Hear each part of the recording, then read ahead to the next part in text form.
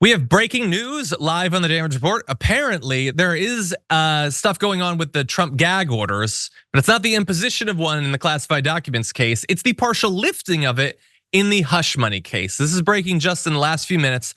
Judge Juan Merchan has partially lifted a gag order on Donald Trump in the hush money case. Obviously, he was previously found guilty of 34 felonies just about a month ago, and we're currently awaiting about 3 weeks from now the sentencing that he will face for that. But in this change to the gag order, Trump is now allowed to make public comments about witnesses in the case and speak generally about jurors in the case. He is still barred from speaking publicly about court staff, the prosecutors, and their families. And the identity of the jurors is still going to be protected. So he can't specifically send the red hats at one juror, but he can say that they were biased against him, or they were deep state plants, or they're lizard people, or whatever he wants.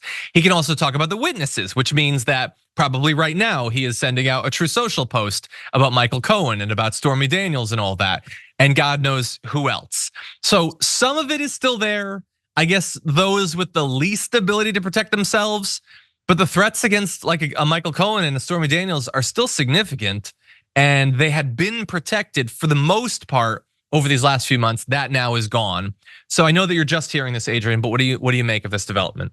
You know, as I had said before, the court's duty is to balance the free speech right of Donald Trump against the administration of justice. It seems clear to me that this is going to impact the administration of justice in an adverse way. As much as Trump can identify specific jurors, still having him be able to threaten witnesses, to sick his MAGA minions on them in some way, is going to make it less likely that witnesses want to come forward and testify, that jurors want to participate in the process.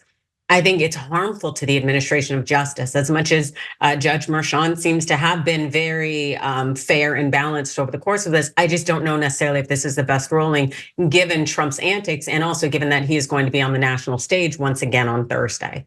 Yeah, well, and this means that now he'll be able to do it in time for the debate.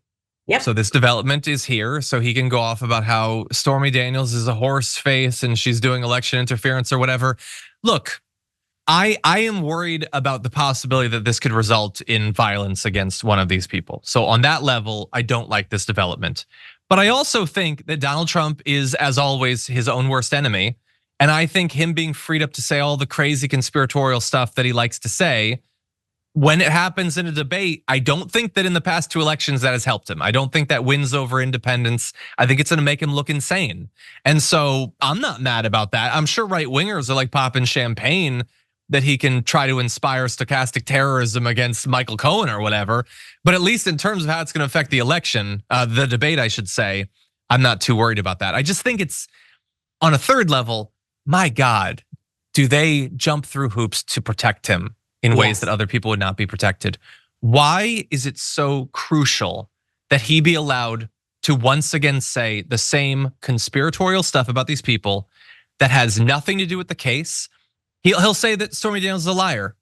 It's irrelevant to the case. The jury didn't think that she was a liar. They thought that she was credible. They thought that Michael Cohen was credible.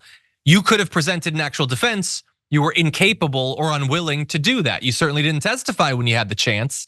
You say you like to talk, but when you would be on the line potentially of perjury, suddenly you didn't have much to say. And so the entire thing just seems so needless. Like, even in the case where he finally was found guilty of a felony, there were consequences. He still receives protections that no one else would get.